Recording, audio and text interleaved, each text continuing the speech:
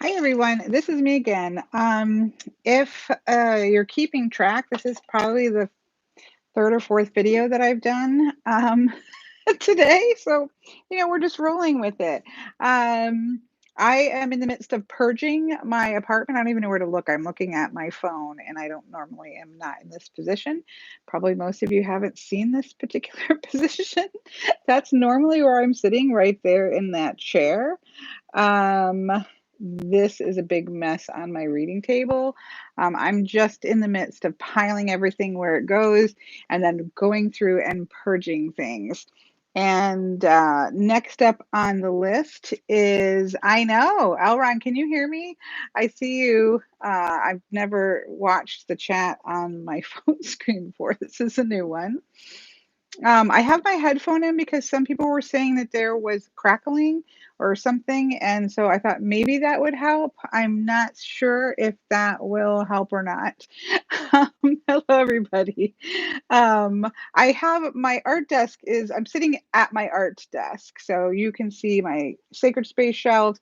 Those are those tarot shelves you see all the time. There's my camcorder. There's my reading table. So you're kind of seeing back that way. Um, and so I need to purge my art table. And so I've been meaning to do a lot of people have asked me about these videos that have been online. And so I thought, you know what, I'm going to clean while I address it because again, people keep asking about it, and so I thought this was just easier to do it in one shot. So I'm gonna try to stay somewhat on topic, at least at the beginning part, and then maybe I'll talk a little bit about what I'm trying to purge here and clean up. Although my art supplies are relatively purged, but anyways, if you are not aware, if you don't follow these particular people, you may or not have watched their videos. I have seen a couple. I think I've seen most of the videos. The first one that I saw was by Thorn. If you don't follow Thorn's YouTube channel, you probably should. I've been following her for a really long time. I don't even know where to look. I don't know if I'm looking in the right place. I think I need to look right there. Um, I really like her. She does a lot of stuff. She's a Wiccan, and so she does a lot of things on Wicca, which is always fascinating to see. She's approaches things with a really what I would consider maybe an academic style. She is an academic, or she was. I think now she's in the editing or publishing industry now, but she, definitely approaches things in an academic way that appeals to me, to my Libra self. And so I really enjoy her channel. I've followed her for a long time. And so I think I actually saw her video first. She was responding to a joint video that um, Benebell Wen did. Oh my gosh, I'm totally blank. With Joey Morris. And again, I've been following Joey Morris and Benebell Wen for a very long time. So they're both really interesting people. And again, a lot of thinking through things, processing through things in a very let's get in and kind of mentally process through things that I find really interesting, fascinating. So they did I think quite a long, it was split between both of their channels. I believe it was like an hour conversation, one on Benebell Wen's channel and one on Joey Morris's channel. And then recently, I believe Katie Flowers, the most recent one that I saw was Katie Flowers, who did a response to that, which I thought again was interesting. Katie always does really felt really well thought out videos as well, and she kind of approached that topic from a specific angles that were that she had experience with and could sort of bring that experience to the table. So those are what I've watched. Again, a lot of people have asked me about my opinion on it, and it was somewhat, I was Do I have an opinion on negativity on the internet? Yes, there is negativity on the internet. We all know this, right? This is nothing that is new. This is nothing that I think there's no real debate about whether or not there is negativity on the internet, but how that can impact a particular person and how that can impact even the way that they might navigate themselves on the internet. I do think it does have an impact, and it doesn't have it can change what it is that somebody does over the course of time when you are exposed to some of that. And so if you haven't watched those, I would recommend that you do. I will try to remember to come back after the live chat and link those videos down below. I couldn't do it beforehand, but I can do it once this all processes. I would, they're really interesting to see people's discussions. Obviously, Benebell was able to address some issues of racism and those types of things. I am obviously um, as white as they come, Swedish, Norse, Germanic, Irish, some English thrown in there to boot, right? The lights glare off of me. And so obviously that is not something that I have had to experience or had to deal with. And so it was good that I think Benebell was able to address some of those things. One of the things that I thought was interesting is what affects certain people, right? Across the board with the conversation. So if I haven't been clear, the subject was that if you are somebody who's going to put yourself out there onto the internet in whatever form, and I think the context of this is certainly making YouTube videos, maybe making, being a vlogger or a blogger in some way, or putting a lot of writing, putting content out on the internet is kind of the context of it. But I do think that we can even expand that context out to when we exist as social people, if we are existing on social media, on the internet, where we're putting our thoughts on our ideas, we're putting our creative things, whether those are pictures that we're putting up on Instagram or posts that we're putting up on Facebook or Twitter. I don't really do Twitter, so I don't have a lot of experience with Twitter. But whatever way in which we are putting ourselves out there into the internet, whether that is like content creating or just existing as a public out in public. I think that these kinds of topics do play into that. Obviously, it can get exaggerated the more content that you put out there, and that type of thing. It can certainly you get more of it perhaps the more that you put out there, but it still, I think, applies to everybody, right? I really do think half the time I'm not looking at the right place, and I do apologize. This probably wasn't the best thing to do live. But I thought, why not? I'm sitting here. I got to organize some stuff. Not that I'm organizing anything yet. I'm trying to do the setup. You know me. I always got to set up stuff. And so I want to make sure I'm succinct at this beginning part. So while the context of the videos is definitely about content creation and sort of what you can expect and should you expect it, what do you do about it? How do you react to it? That's kind of the context of the videos. Although, again, I would argue that we can broaden that out to just the vulnerability of putting ourselves out socially on social media, and what can that, how do we deal with the negativity that is going to come to some degree or another whenever you put things out there. If you followed my content for very long, you know that I don't really. I had an express purpose when making this um, YouTube channel. So the Truth and Story obviously has many different components. It was opened up. I opened for the first thing that I did was I started reading professionally. And so in the course of reading professionally, I was setting up a website, and I set up a YouTube channel specifically for doing walkthroughs. That was the purpose of this channel. I know a lot of people will complain. They'll be like, oh, all I do is walkthroughs, or, these types of things. And That's why I set up the channel. My very first video is a walkthrough, and the whole purpose of the channel was to do walkthroughs. I enjoyed watching walkthroughs. I enjoy being able, even if I'm not going to purchase a deck, um, um, I enjoy seeing the way that people look at tarot cards or oracle cards through all these different lenses of experience and how people see these. So whether I'm going to buy it or not, I enjoy looking at walkthroughs. So that's why I created my channel, was to do walkthroughs. Um, and um, so I do think part of it is like, okay, what is your purpose? My purpose on YouTube is to do long walkthroughs. Again, they're not short. Some of the criticisms that I do get are on the length of my videos. To that, I always just kind of refer to the fact that the time is on the video.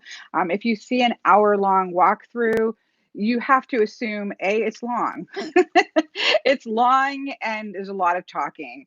If it was an hour walkthrough and there wasn't a lot of talking, I don't know what's going to be going on during that video for an hour.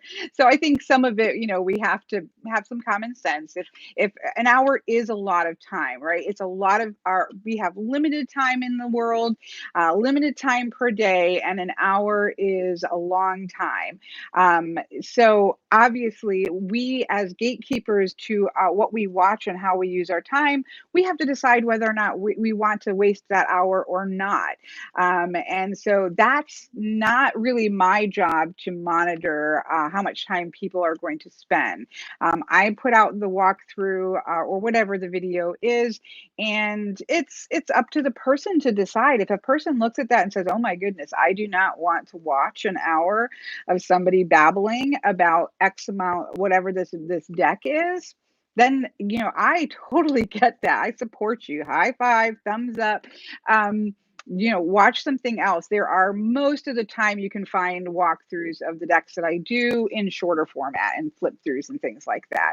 I've had a lot of people suggest that I do both, that I make it a short flip through and also make a long video. That's to be honest, that's just more work. Like, you can find flip throughs, and I love to watch a good flip through now and again myself, right? So I totally get it. I understand that time is short.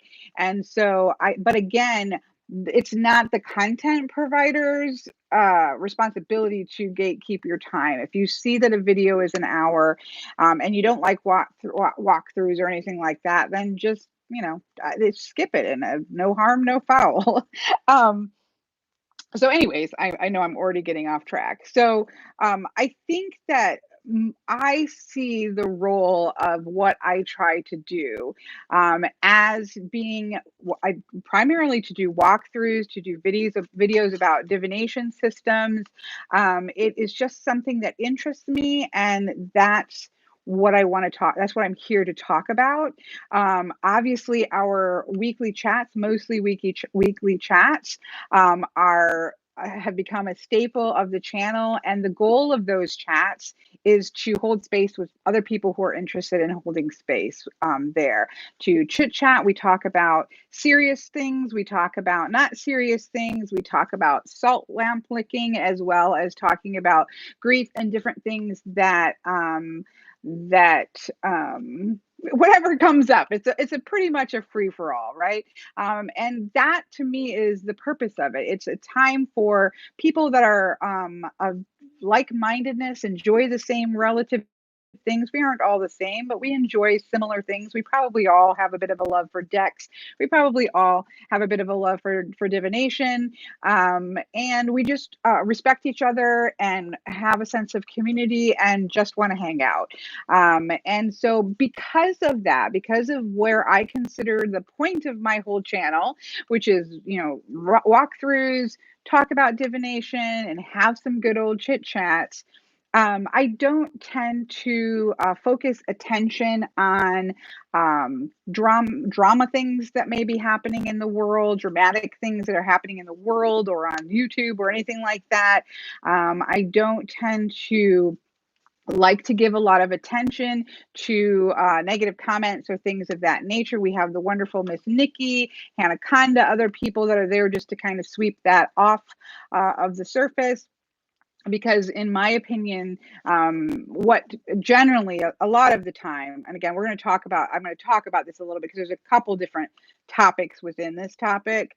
But most of the time, people that are leaving just like really nasty comments and things, they're just there to get a rise out of you. They're there to get a response. And my personal philosophy is to not give power to that or to not give attention to that type of thing.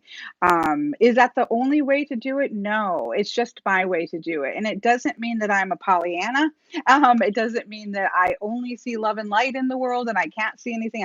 Let there not be any smudges upon my YouTube channel. It's just not what the purpose of this is. It's a place, in my viewpoint, it's a place to come that is just here to have a step away from that kind of thing and just have conversations about the things that interest us.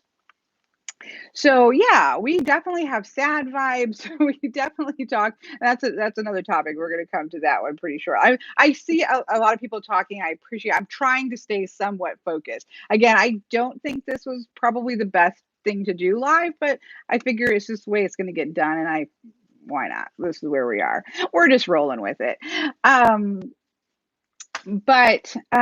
So I don't tend to do this type of video much because it's just not the purpose of this channel. But again, I've had a lot of people ask me about this and I'm just like, okay, we'll throw it out there, right? So most of the time, my philosophy is I just need to go about my philosophy is that I'm in charge of myself, right? I'm in charge of the way that I walk and the way that I navigate my life and my online presence, right? Because I have an online presence, however small that might be. I have that. Whether I'm putting something out on Facebook for family and friends, whether I'm putting it out on Instagram for more people, whether I'm doing a video on YouTube, I'm responsible for what I put out there and how I conduct myself. I'm not responsible for what other people do. I'm not responsible for other things that are other people, what people might be saying, what comments people might be leaving, what they might even be feeling, whether or not they're wasting their time or not wasting the time. That is that's not my responsibility. And so my responsibility is to conduct myself the best way that I see. And for the best way for me to conduct myself is to not give power by to a lot of the negativity, to not really address the things as much as possible. It's not always possible. Sometimes things have to be immediately addressed. Do I delete comments? I actually don't get a ton of negative comments on. I don't get a ton of comments. This has been the case as many years as I've been on. I don't get a ton of negative comments. I get a lot of messages. So, and so over the course of time, it's been trying to figure out how to plug the holes so that you're not getting the comments that come through. And we're going to talk specifics in a minute here. But I do believe that my internet channel, my YouTube channel, my Instagram channel, my Facebook page, these are my spaces. This is my home turf. This is my space. And if there is junk, if somebody has driven by and thrown a piece of junk on my front porch, I'm going to clean it up. If somebody comes by and takes a good old shit on my front porch, I'm going to clean it off. I'm not going to leave it sitting there. That's the nature. That is the nature of my personal space. But truthfully, that's not something that I very often, most of those types of comments that are left like as comments are mostly, things like you talk too much, or why is there a video about an hour long about this particular deck, or um putting timestamps in of where I stop rambling at the beginning and actually get to the point. Like, high five to you if you find where I start the point that you can mark it off. Like, that's fantastic. Go for it. So that kind of stuff is just normal, right? So when we talk about negativity on the internet for content creators or people who are putting this stuff out here, there's usually a couple camps that you're looking at, right? You're looking at what people call trolls. um, I don't, um, I don't like the term trolls. We've talked about this before. I love trolls, right? In terms of the mythological creatures of trolls living out in the woods. And I think it's a bit of a uh, disrespect to the trolls of the Fey world to call these things trolls, but that is a term for them. For me, it's just people with too much time on their hands and trying to get reactionary, right? They're the kids that are dipping people's ponytails in the inkwell. And those are generally stuff that I would say most people can brush off. It's generally you're fat. It's like, tell me something that I don't already know, right? Or, you're fat, you have horrible teeth, spend more money on your teeth. You're too old to be on the internet or whatever. They're just nasty comments that you've got four eyes. Like in being in grade school. It's like you've got four eyes, and you got four eyes, or whatever it is that you're going to pick on. That's the easiest thing to grab for to get a reaction out of you. And mostly that stuff is laughable, right? You can just kind of laugh that off, delete it, and go about your business. Delete, block, go about your business. Don't respond. It's not worth responding. That's what they're looking for, is a response. Just delete it. Block them from your channel. There's no purpose that's going on there, and for the most part, it's just kind of funny. Um, and I do agree. A couple of them said, I don't know if it was, I'm going to mix some of these up, but people, I believe Joey might have referenced it. I think that probably Benebell referenced it as well. I think Thorn did as well. I don't find even the opposite, what they would think of as compliments, like, oh my gosh, you've got fabulous boobs or something like that. I don't find that to be any better than you're fat and ugly and why are you talking too much, right? References in a whole video that's very about a specific topic, and talking either about your boobs or talking about your ugly nature or whatever. Either one of those are really irrelevant, and don't really show any engagement in the actual content. So I don't find either one of those extremes to be um, flattering or positive in any way, shape, or form. So that's just random people, right? So that's completely random stuff that people are. If you are going to if you're going to put enough Instagram photos up, if you're going to put enough Facebook photos up, if you're going to put enough uh, YouTube videos up, you're going to have somebody randomly stumble across your video and put something nasty. And for the most part, you delete, you block, and you move on. Yes, exactly. You don't want to give energy to it, so you just delete, block, and move ahead. There's no point having conversations with these people. Unfortunately, it goes a lot, and I think that both Thorn and I think probably again everybody, but I because I watched Thorn's video first. Thorn definitely addresses this, but I thought Katie Flowers did a really good addressing the fact that the problem is that they don't really stay just light like that, where it's just, oh, you're fat, stop talking, or whatever the nasty comment is. They just throw it out there and they go about their business. They get really nasty.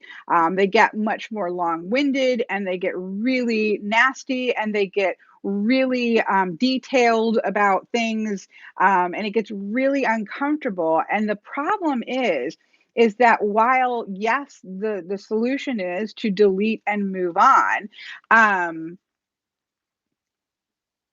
you had to see it, right? To see it, to delete it, and to block it, and to move on.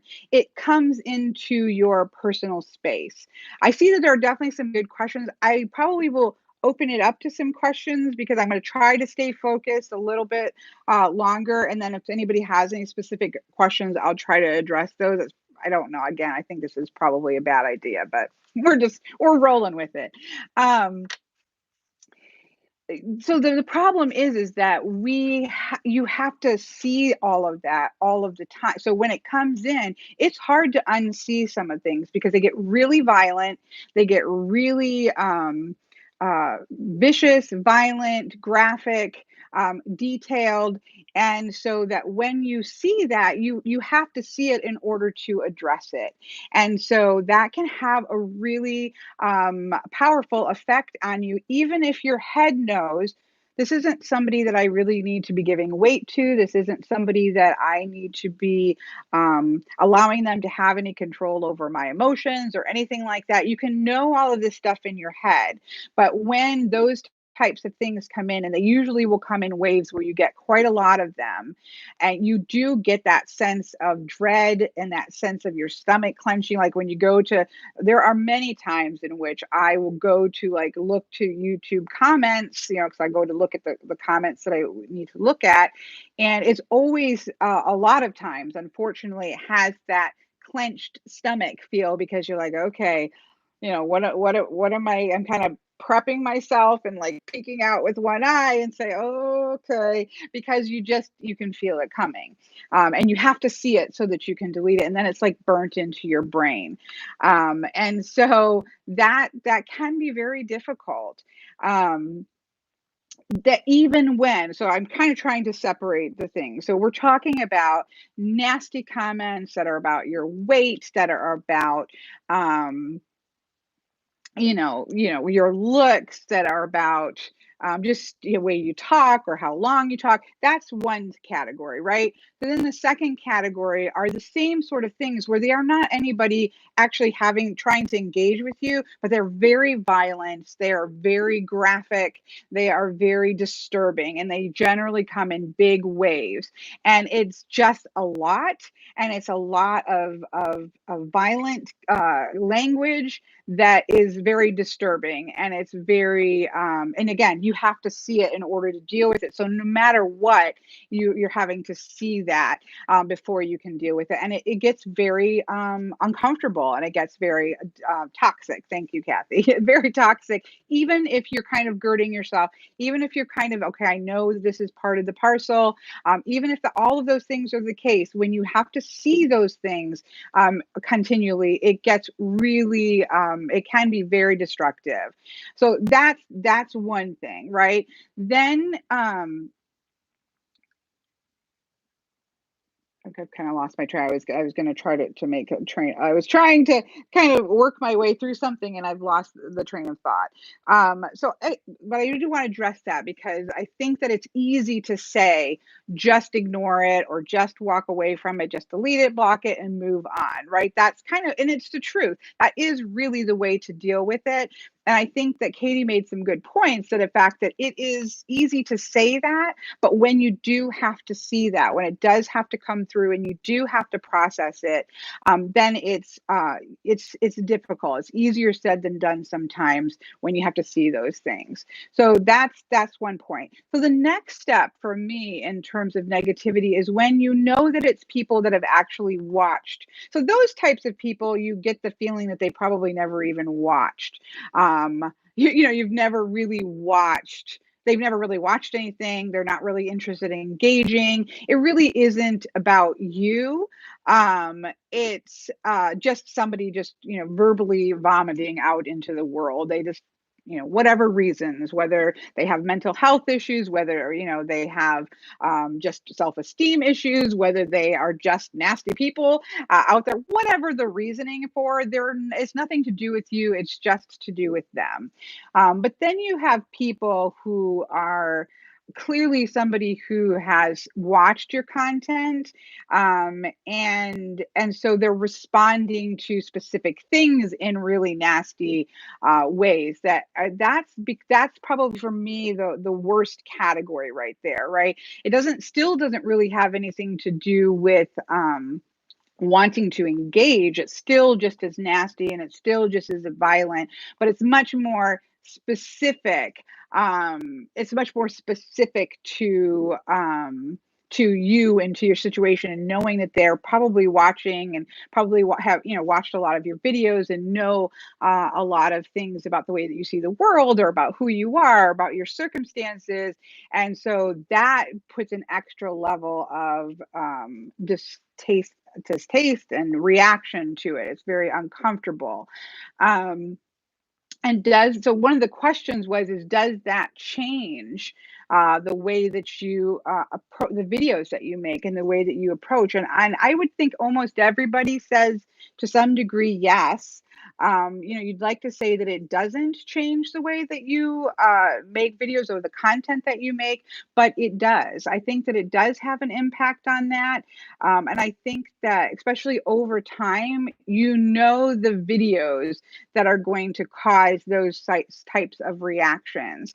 And so you start to just say it's not worth it, right? If you're really just putting out a lot of time and a lot of energy to do free videos and free content for people to use or to not use, and if so, when you do that, and then you know that what you're going to get back is a percentage of nastiness, it starts to make it so it's difficult to do the kinds of videos that are going in depth about the way that you believe about something, that are going to make you feel vulnerable, you're sharing personal information about yourself or what your practice is, because then it's not just, oh, you talk too much or your video is too long or something. Then it starts to get really personal, and it gets difficult to process those things.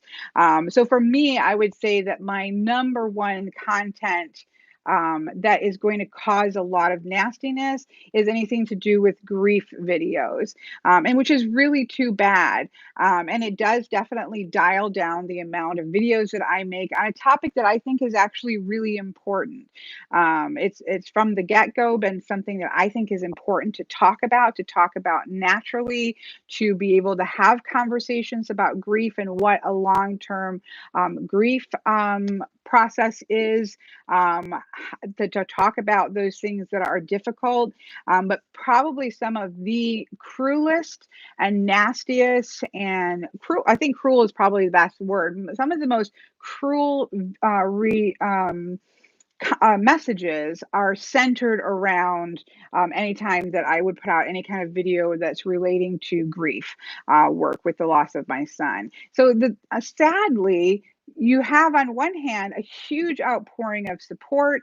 You have a huge outpouring of knowing that it helps people, knowing that those are the kind of videos that people want to process through and want to work through with you, and to see how to process this through if there's something that they're going through themselves.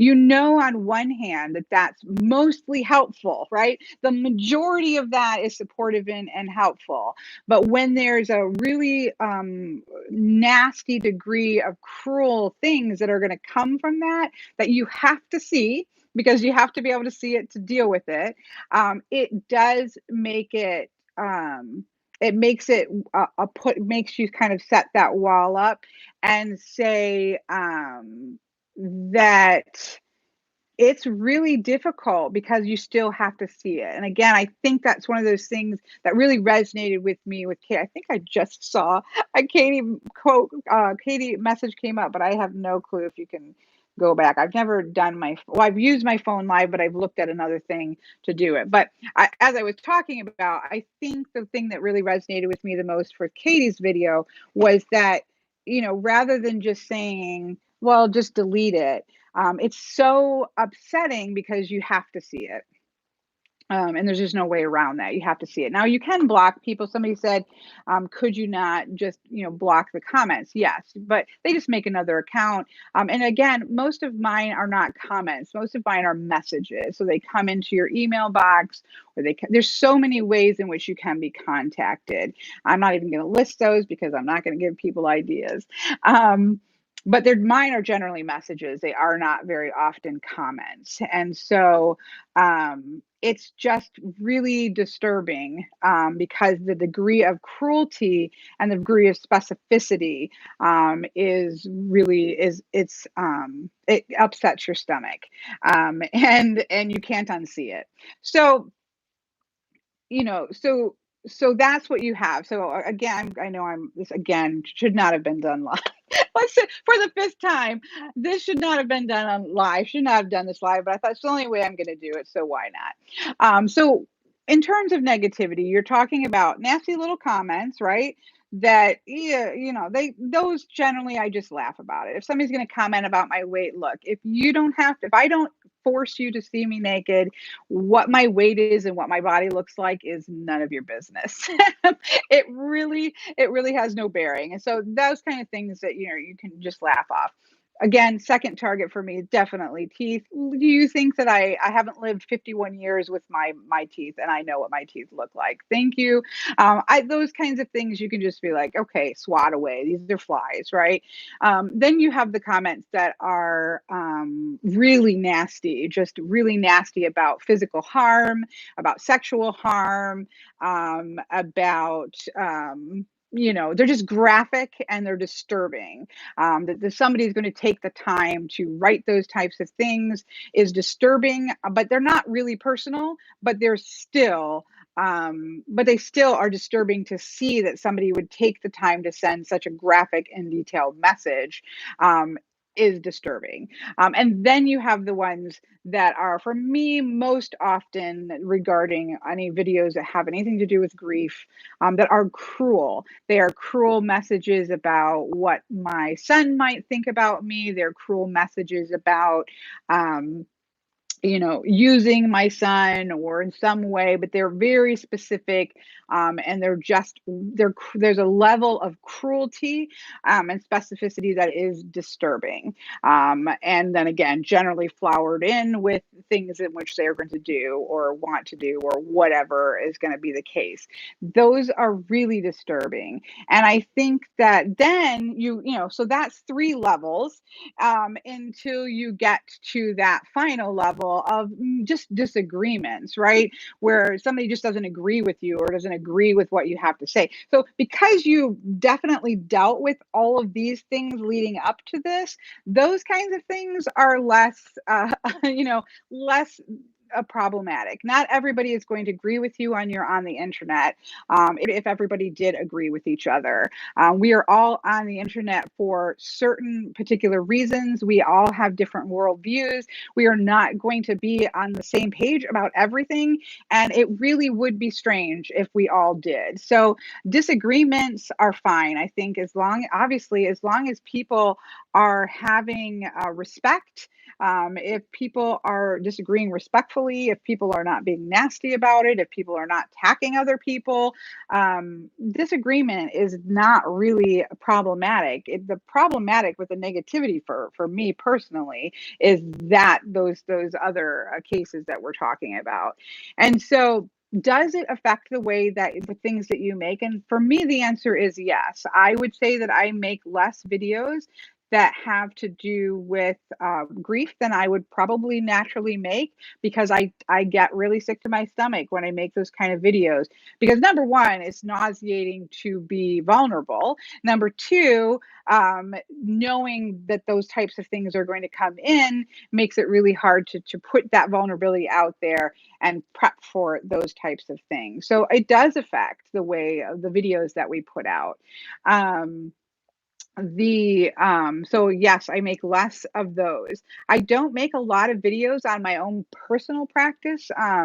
That's going to probably be seen more over on Instagram. That's probably going to be more seen, something that I share probably more in my classes and things like that than I do on open videos, because there's always somebody who thinks you're doing something the wrong way, or it's just a level of vulnerability that I'm not really comfortable with. So that sharing those types of exactly how I do XYZ, what does my personal practice looks like, that's something I don't do a lot of videos about.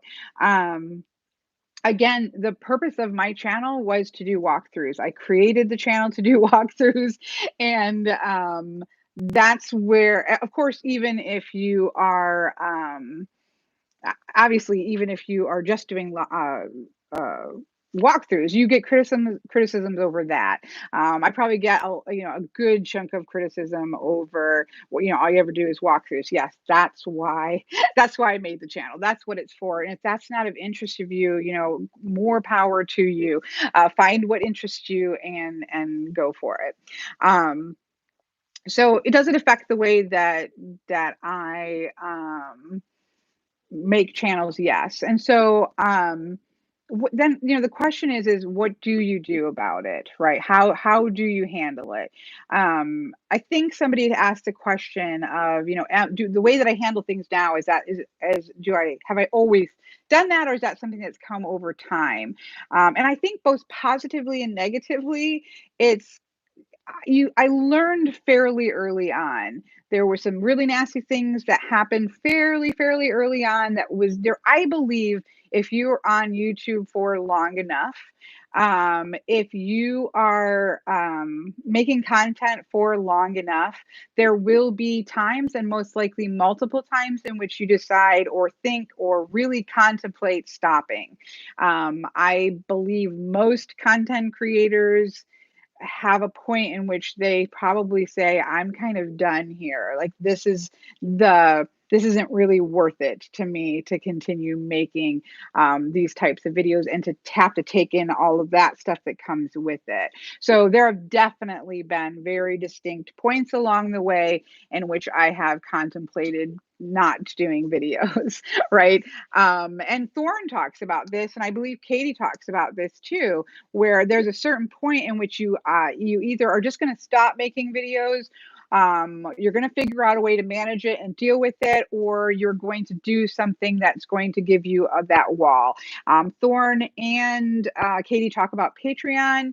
I know that's a hot button topic, I think, in the tarot community world, which is really was confusing to me when people got really upset about those. I've been following art channels forever, and Patreon is a Patreon is just one of those things that you do. If I'm following somebody's channel and I'm using their art to do tutorials and things, I follow them on Patreon, or I support them on Patreon as while I'm making use of their content. Like they've taken the time to make tutorial videos and make these videos, and I put them on Patreon while I'm working through. Might do that for a few months. If I've moved on and I'm not using their content anymore, then I might stop subscribing to them. But it's pretty common in the art world, and so to me, it was not very questionable when other people have started to move off into Patreon.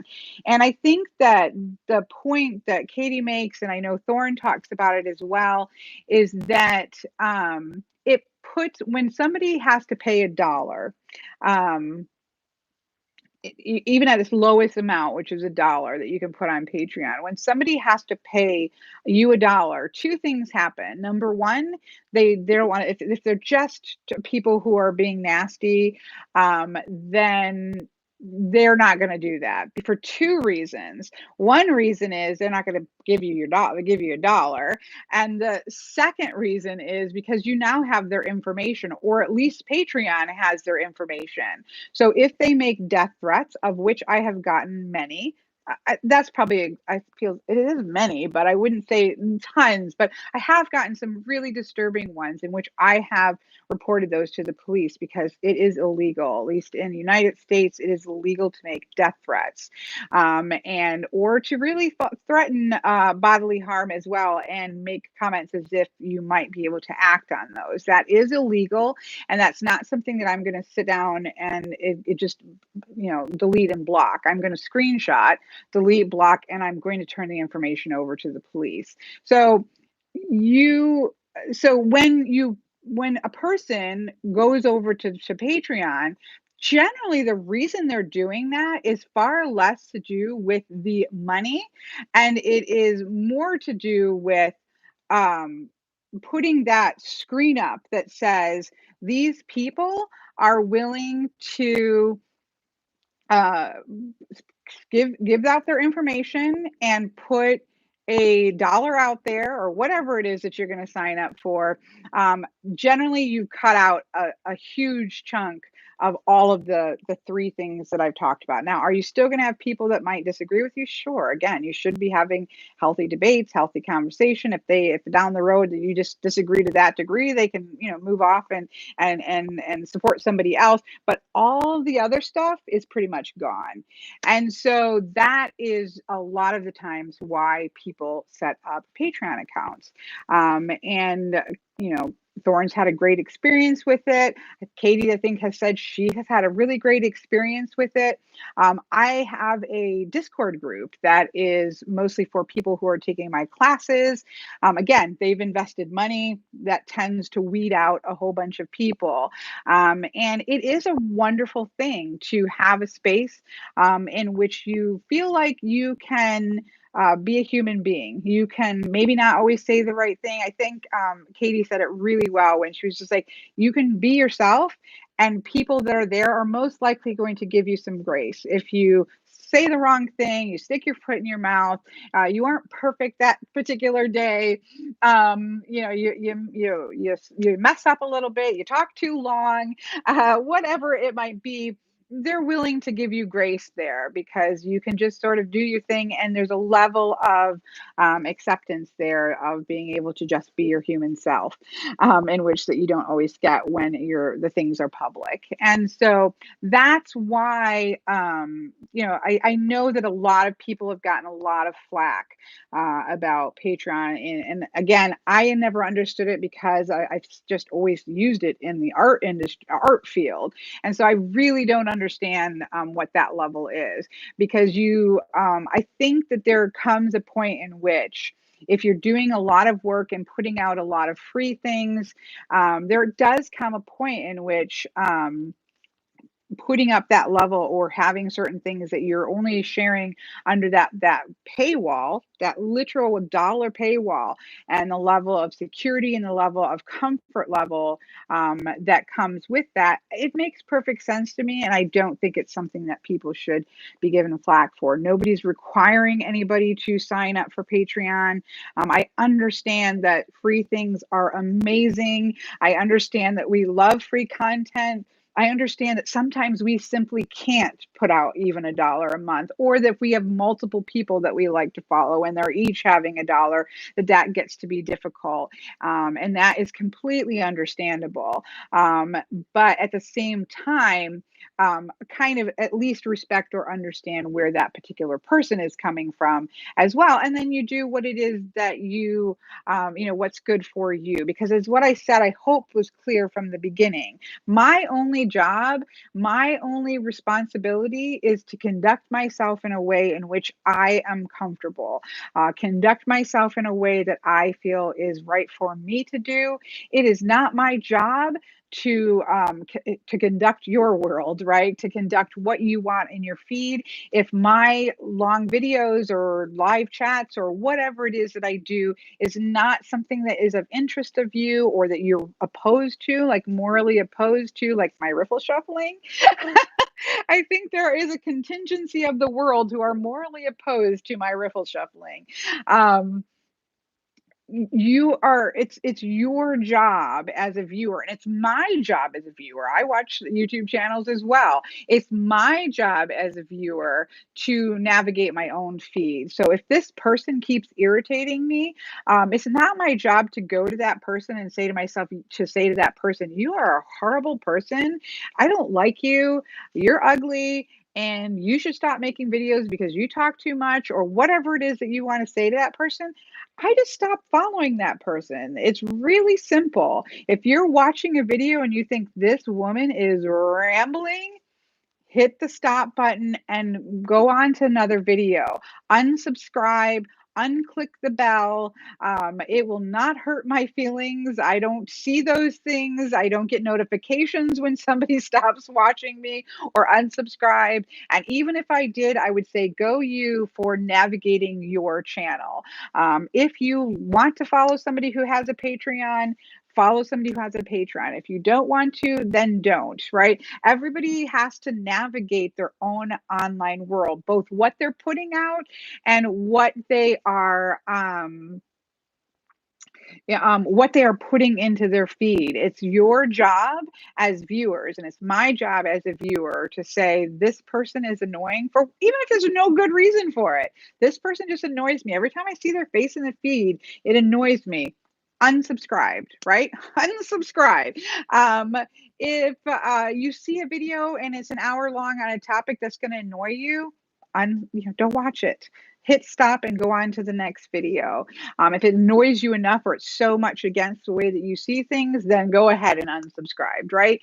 We each need to navigate, and we each need to be responsible for how we present ourselves into the world, and also what we allow into our world, because that's all we can control. I cannot control the way that I talk, or the way that I look, or the way that the content that I choose to put out or don't choose to put out.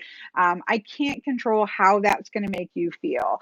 Sometimes that's going to make you feel great, and that's fantastic. Sometimes that is going to trigger something that is going to be upsetting to you, and that's I'm so sorry that might trigger something like that in you, but you're in charge of hitting the stop button and walking away from that. And I feel like if we all navigate those things, again, I think my whole thing is the word grace, right? I think that we have to have grace for ourselves. We have to have grace for other people. We have to accept that we are all coming from a different perspective, and we all react to things in different ways. Me talking about grief might be really uncomfortable for some people. They may not be in the space to do that, and so they need to hit the stop button and walk away. Other people, it might be really helpful, and they're really happy to see those things. Some people watching a deck walkthrough is causing them to use their finances inappropriately, and they shouldn't be watching deck walkthroughs because that's a financial issue that they need to deal with, right? Other people can watch all the walkthroughs in the world and have 5 decks, or just say, oh, use that as a decision making of whether or not they are going to purchase a deck or not, so they use their money wisely, right? Every person comes to the table, comes to the video with different experiences, and it's not up to me. As harsh as that sounds, it's not up to me to navigate that for the person, for you, for whoever's watching that. It's up to you to navigate what you do with the content, what content you allow into your space. So I don't know. To be honest, I don't even know if I really, again, I have some regrets to starting this live, because I don't know if I've covered everything well. But I just think have some grace for yourself, have some grace for other people. Understand that, yes, maybe that person used to make certain kinds of videos and they don't make them anymore. Maybe there's a reason why. There could be reasons.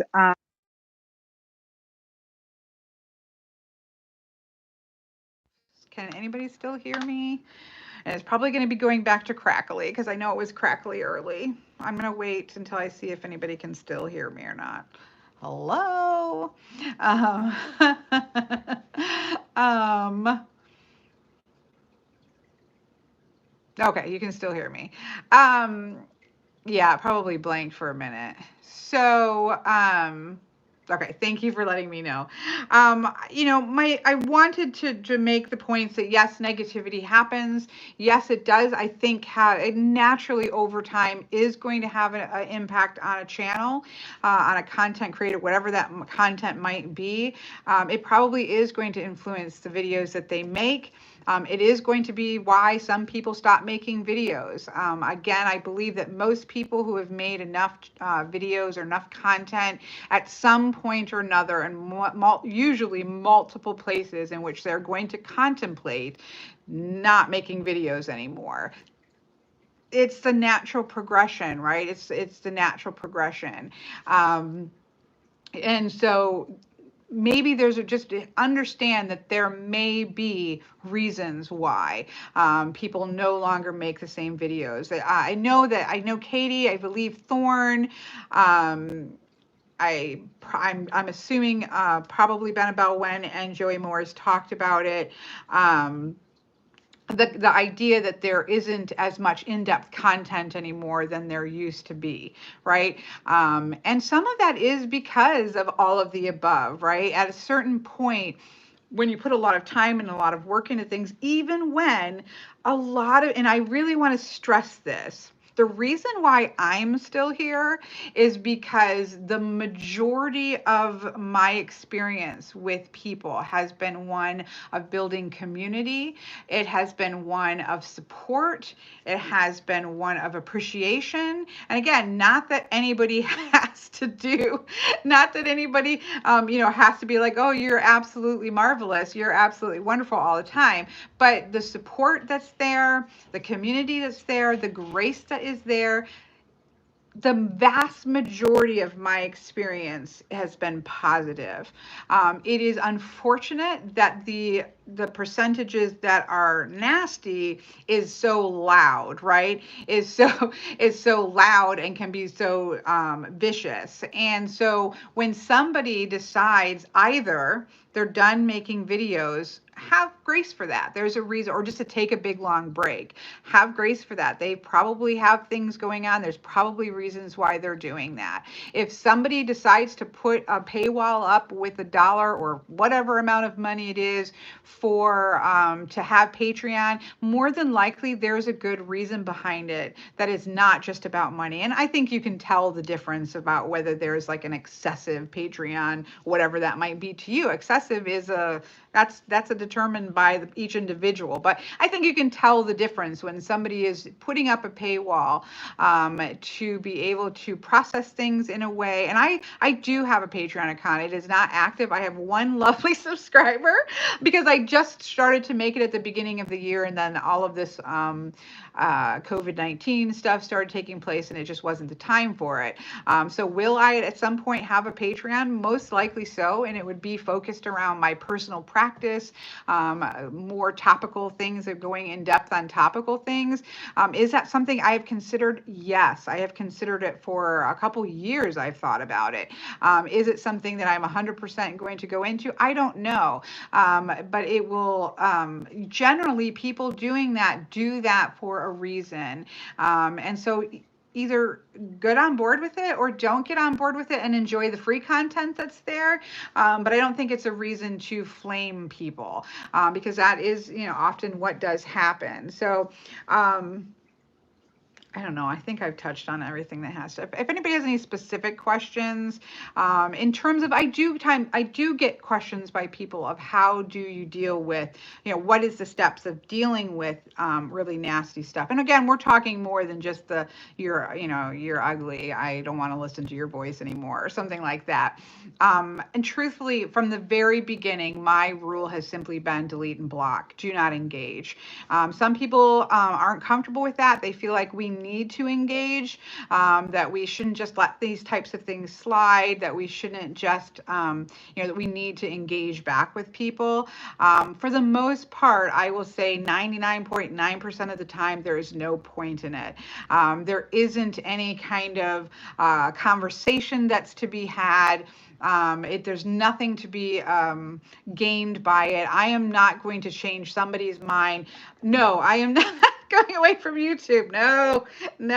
We're talking about a topic that's, if you're just coming in, this is a video response to negativity. What that means from a creator's content creator. I don't know what the correct term is, but somebody that's putting videos out on YouTube, and the negativity that they get, and whether or not that impacts, how that impacts them. How do they deal with that? What kind of negativity have they gotten?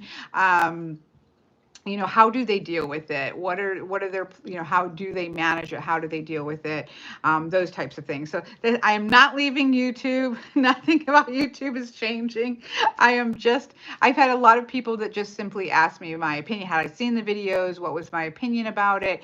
And so that's why I, for some reason, thought it was a smart idea to come on live and have this conversation about it.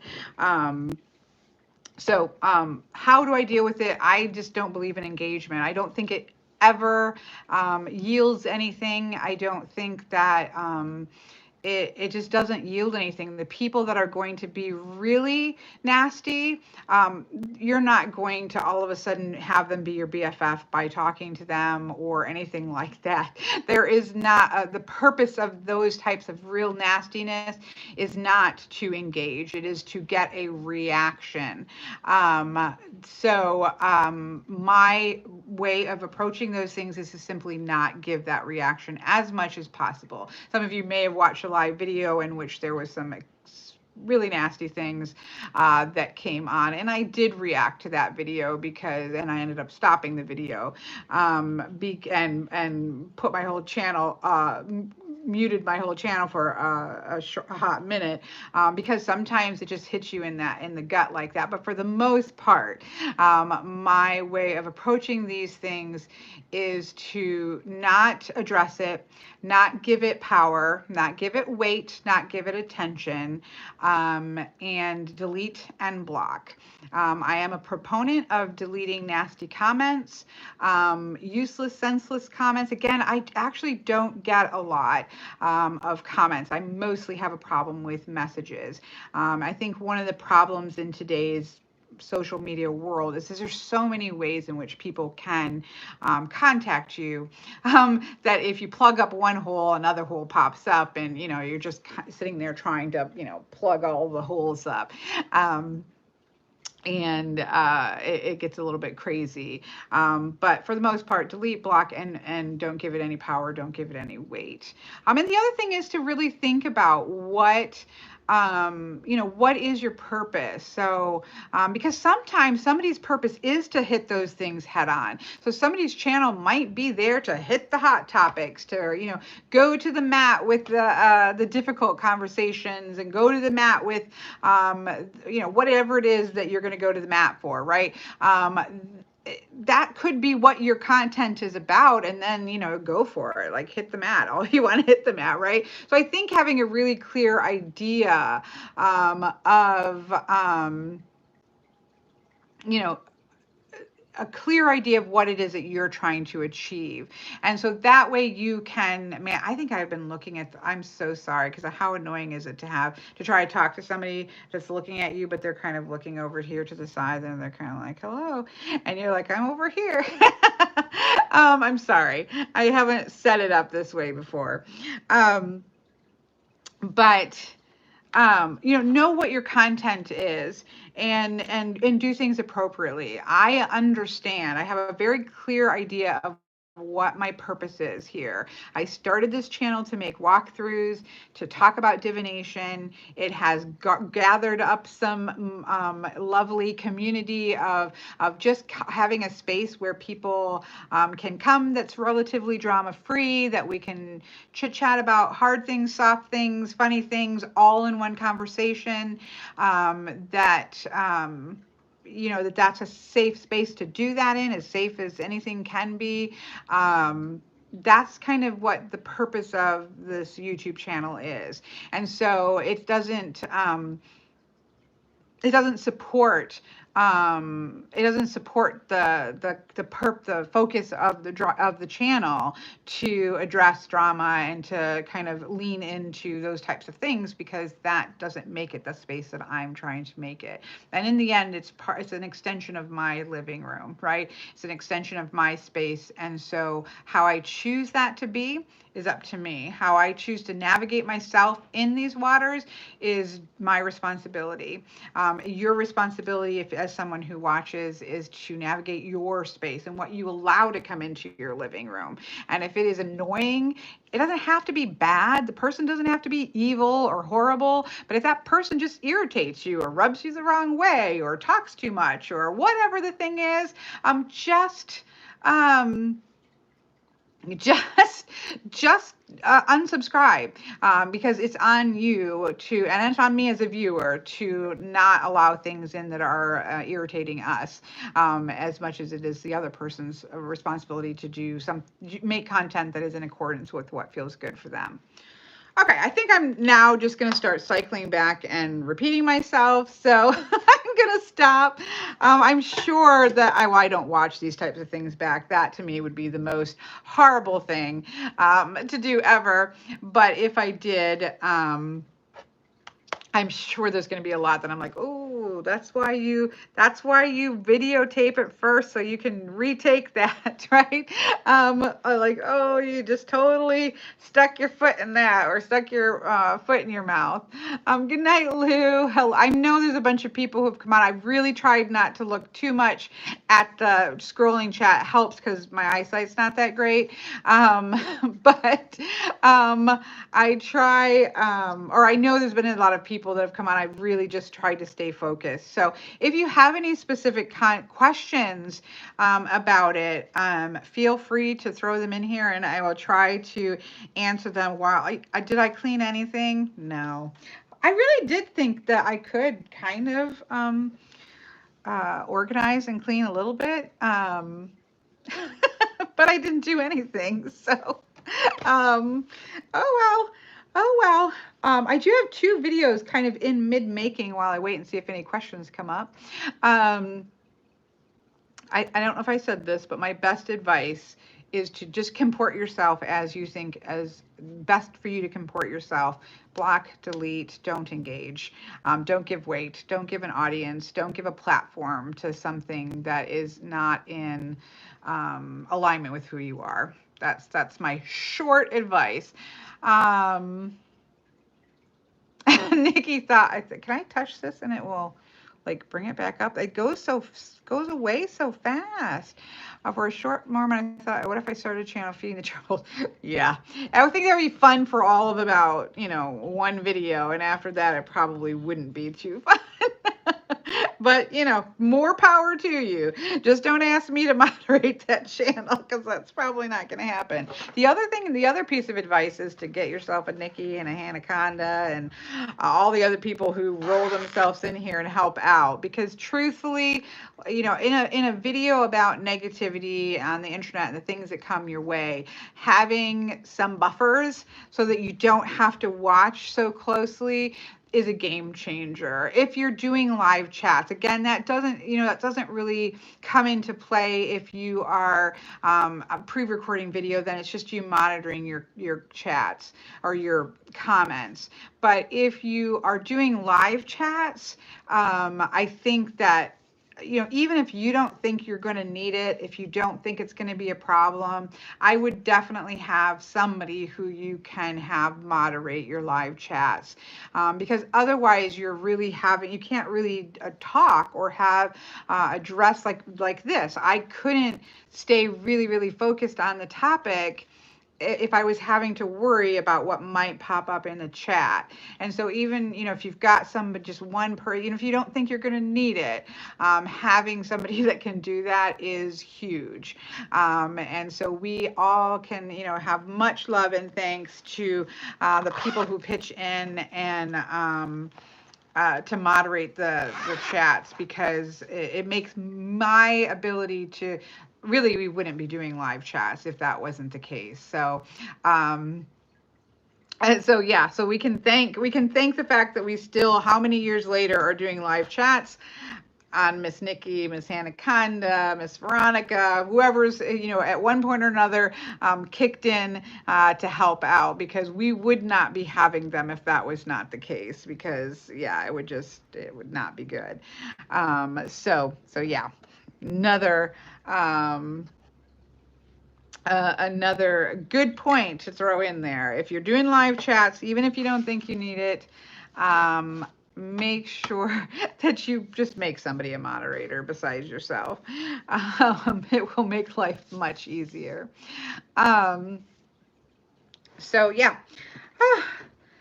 That's done. I can check that off the list. Oh, I was talking about, I have two, I did a video recently that was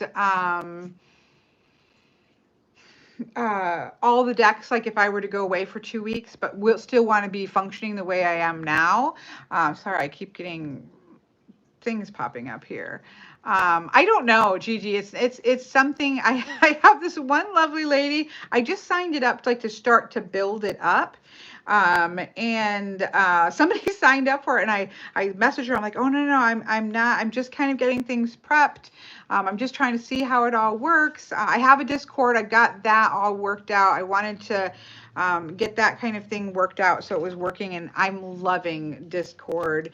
Again, I have that for my people who have been in my classes up till now, and it has been a really wonderful way to be able to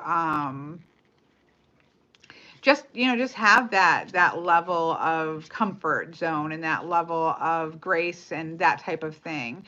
And so that's been I wanted to get those sort of things done. So I don't know. The point of that Patreon topic wasn't that go jump onto my Patreon, because it's not, and nothing's happening there to jump onto. The point is that is a conversation that has come into this, because that's certainly something that Thorn has done and had really good experiences with that paywall. It just cuts out 99%, probably 99.9%, of the difficulties and the negativity that you get. And by negativity, I mean nastiness that you gets wiped out the door. And I know Katie's had that same experience where, and I don't, go watch her video. Obviously, I don't want to keep speaking for people. Watch their videos.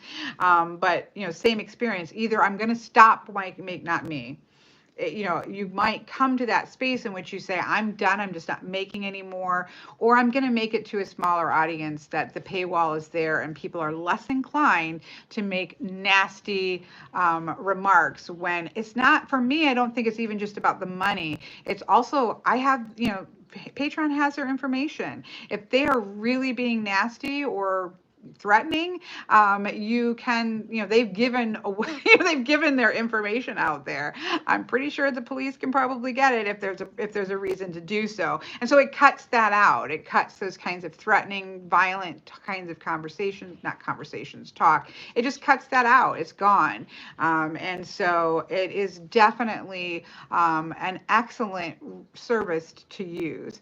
And again, so that's why I brought it up. Yeah, I've used Discord for gaming, but I've never ran it. So I wanted to kind of get some things out. And like I said, I did start a Patreon. I've thought about it for the last couple of years.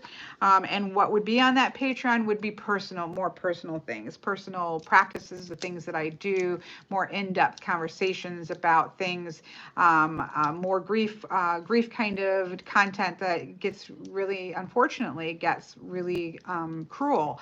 The stuff that comes in around those types, especially for me, around grief work, is where some of the cruelest things come in. And you like to say, that you can just let that, not worry about it, but you can't unsee it. When it comes into your head, it's in your head. You can't unsee the things that get put out there. And so I totally get it, and I think we should either support it or not, but not be negative to people who use that, because there's a reason for it. And yeah. So I'm not leaving. I'm not leaving YouTube. This is not the point of this video. Well, that's done. That's done. Thank you, Miss Katie. It's good to see you on here. I don't know if I would have made a video if I hadn't seen Miss Katie. I was thinking about it after Thorns. Again, I saw Thorns first.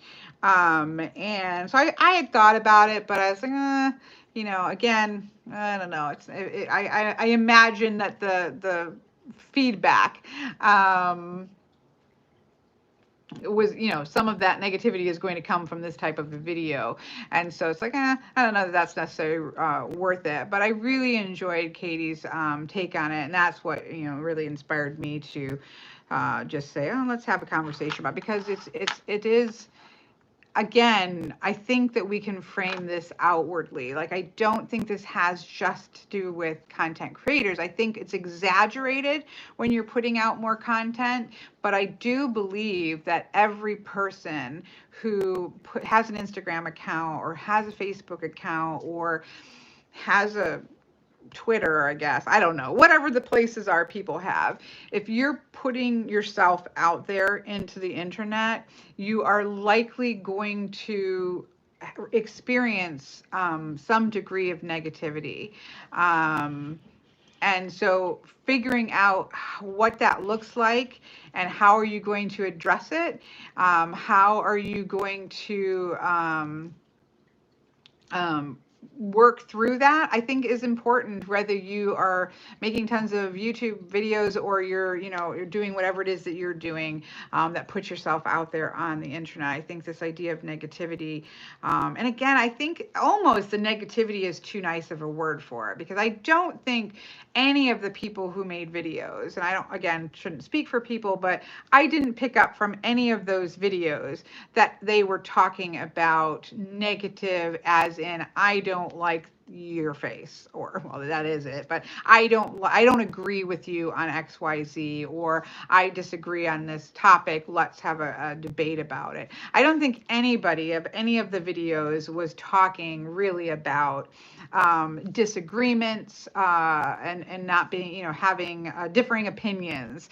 And so negativity almost sounds like, oh, it's just nice little negativity stuff, right?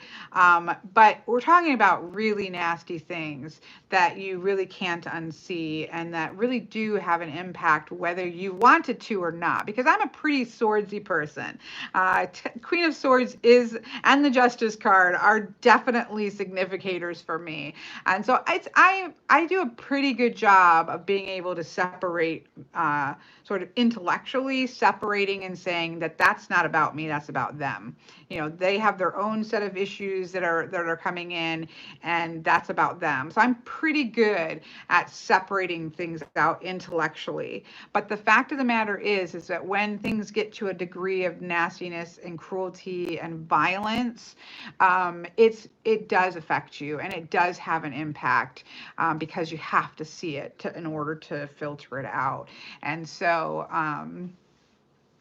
I think that negativity is almost too nice of a word for, I think, what the bigger context of the conversation is. It's not really about somebody saying, I disagree with you and I don't like what you do. That's fine. Like, we're not going to like everybody. You don't have to like me or my content. That really, truthfully, doesn't hurt my feelings too much. But it's the other layer of stuff, which is, just is to a high degree of nastiness. Yeah. So you can't, because you have to deal with it, right? It comes into your inbox. So in order to hit delete and block, you have to see it. I wish and again, obviously spam filters and things like that, you can, you can use those. That would be another suggestion that I would have. If you're blocking and deleting consistently and then they're coming through to another way, if you have email, I have a lot of problems with email. And so that's probably, Instagram's hard too, because I don't know that you can block on Instagram. So sometimes Instagram DMs get a little bit dicey.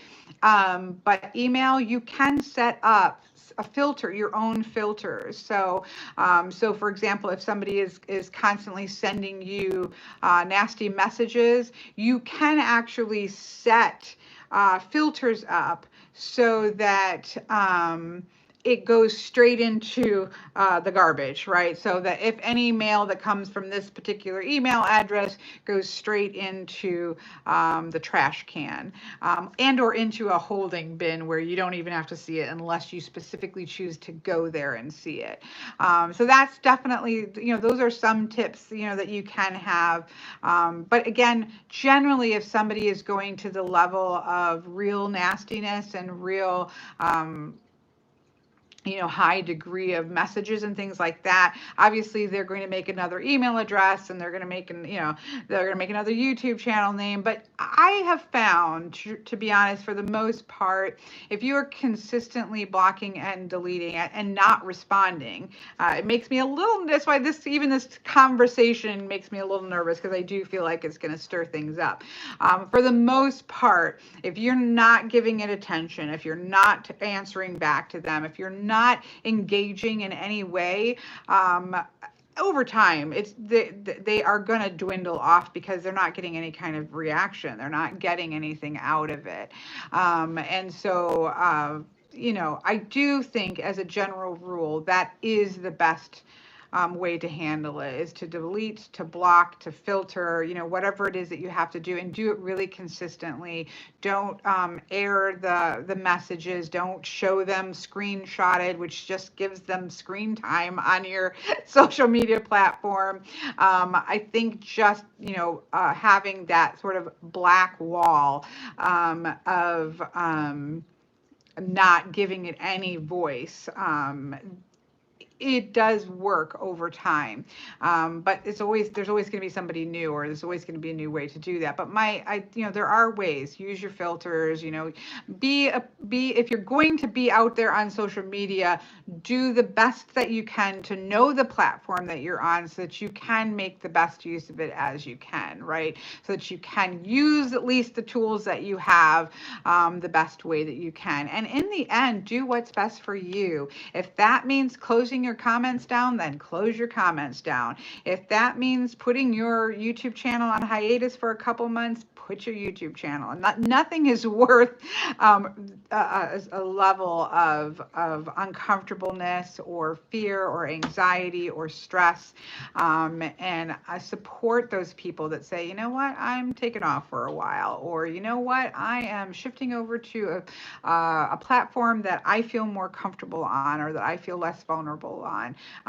Support those people, and even if it's just to say, I totally get it, do what's best for you. But anyways,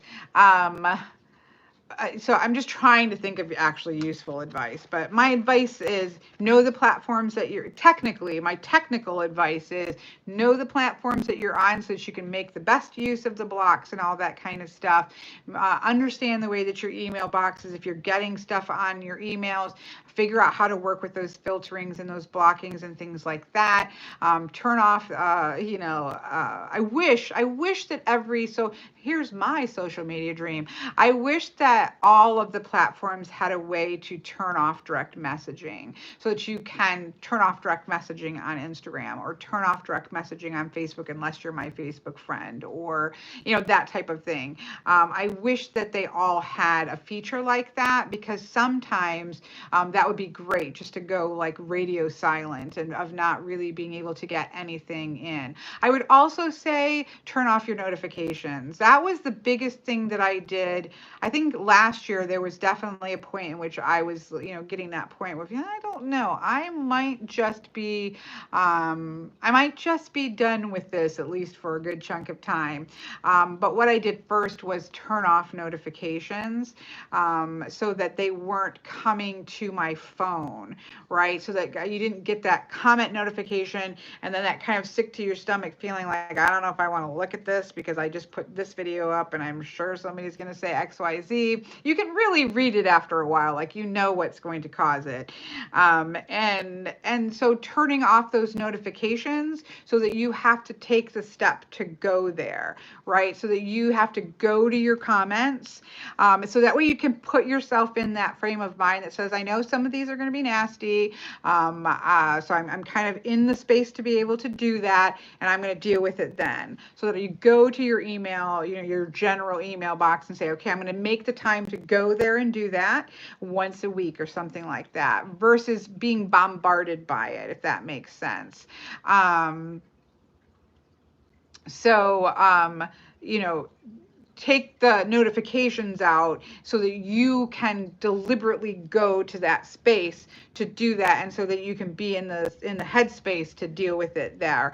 I found to be a really better way than having that sort of can come in at all hours, so that like at 4 in the morning, you don't wake up to a comment and you go to look at it and it's something really horrible at 4 in the morning and you're like, holy goodness. And now you've just, you're never going to get back to sleep. Or you're having a really great day.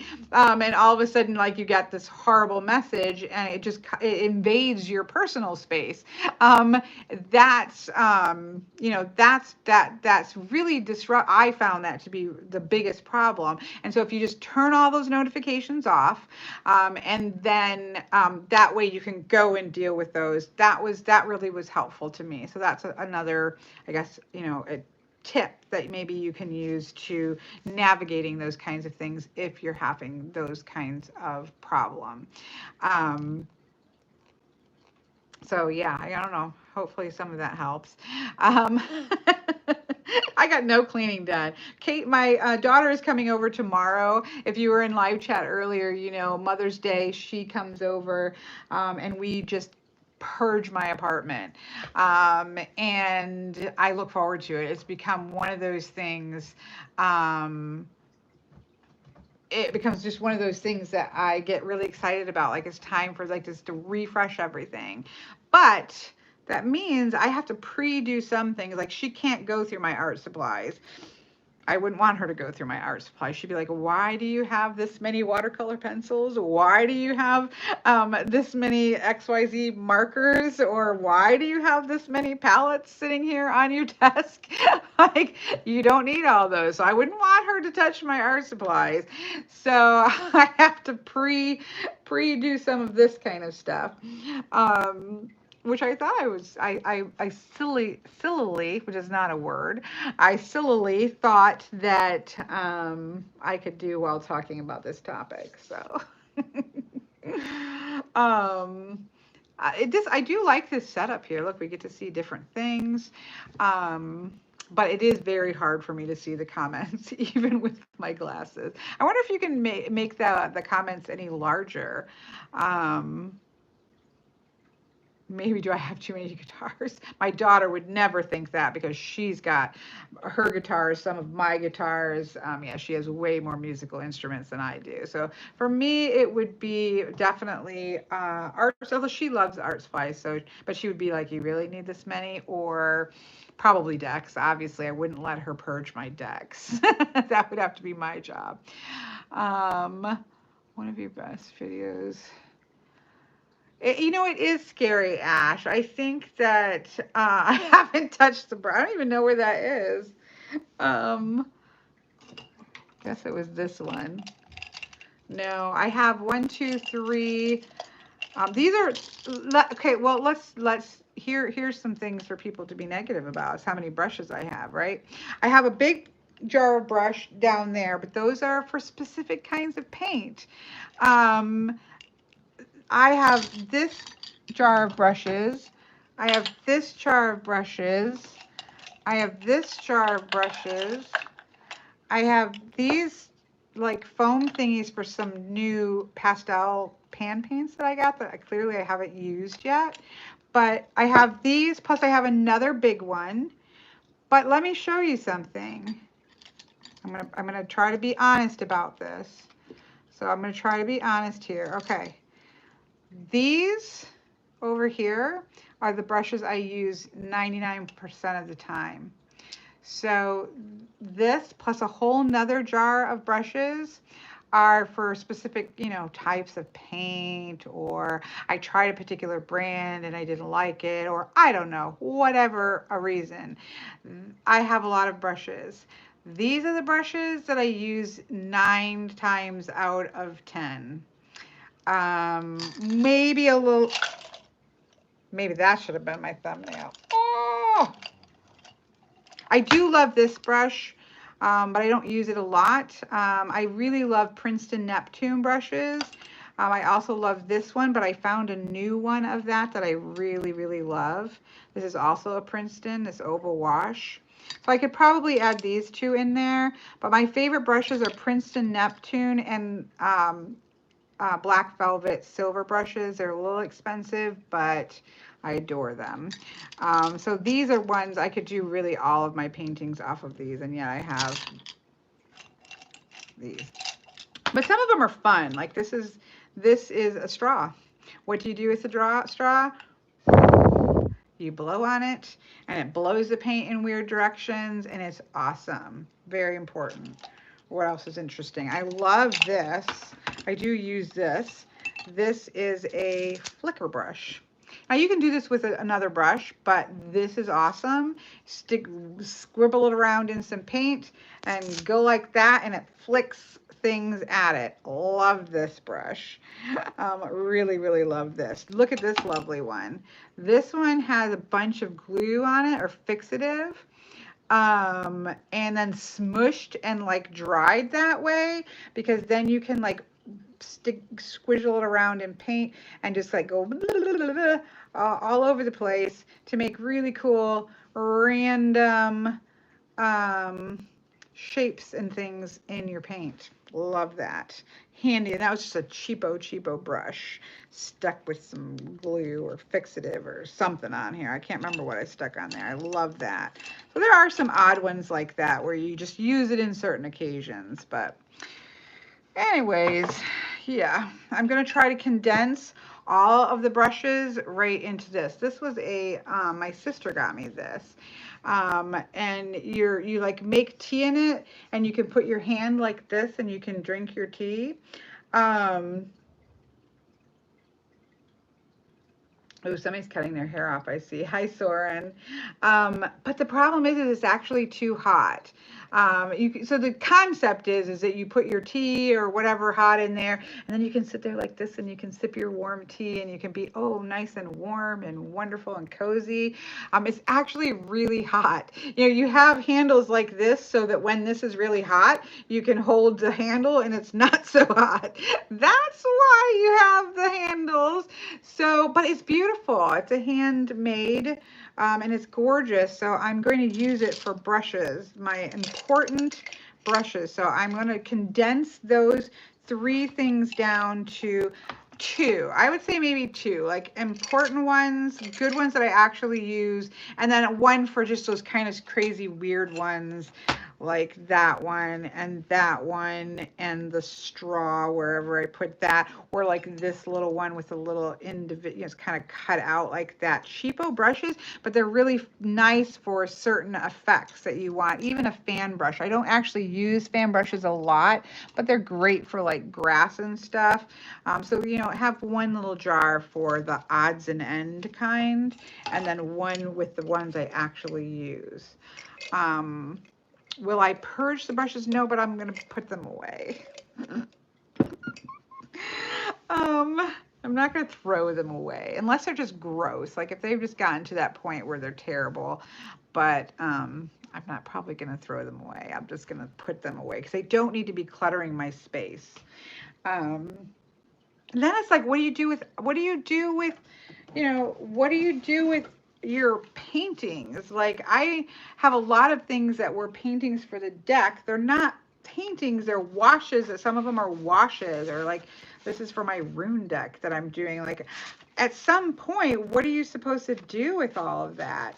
I don't really want to throw them out. I don't know. My daughter wants them all, so I'm going to let her go through them. Like some of them are nice. Like I would keep that because it's an actual image. You know, I don't need them all. So it's like, but you know, I made a deck out of them. I don't want to throw them out. But that's the kind of thinking that gets you with, you know, drawers stuffed full of things that are not very useful. We have gone afar from our topic, haven't we? I'm going to wrap this up because my butt's getting numb. This is the truth. The honest truth is I'm sitting on a really hard plastic spinny chair. because I generally do like chunks, like I'll paint a little, and then with watercolor, you have to let things dry. So I will, you know, paint a little bit and then I'll go do something else and walk. But I've been sitting here for a while. I don't know how long, probably, oh, I'm sure over an hour. Have I ever made a video under an hour? Not very often. But I need to go get some more work done. I'm probably going to be working late into the night, purging some things. And so I'm going to go. Thank you all for coming along on this topic. Again, I know it's not a particularly fun topic. I really appreciate, I appreciate Thorn. I think it was actually Benebell and Joey for starting the conversation. I appreciate Thorn's input on it. It was really interesting to listen to. I really appreciate Katie's video on it, which, you know, said, okay, let's just talk about this. Captain, you can read, Captain Nolan's reading that. Yes, my Longfellow, oops, where is it? Where is it? Right there. My Longfellow quote: "The sky is filled with stars, invisible by day. You can't see them unless you go wade through the darkness." Um, um, but anyways, and I know probably other people have made it. So if I've missed your name, it's just because I haven't seen your video. And so I do appreciate people being willing to kind of step out on a topic that, you know, you're more than likely going to get some flack for. So I do appreciate that. So thanks to them. Again, once this all processes, I will go and put a link to those videos in the description box. It won't be there until I can go back there and do that, because I started this live.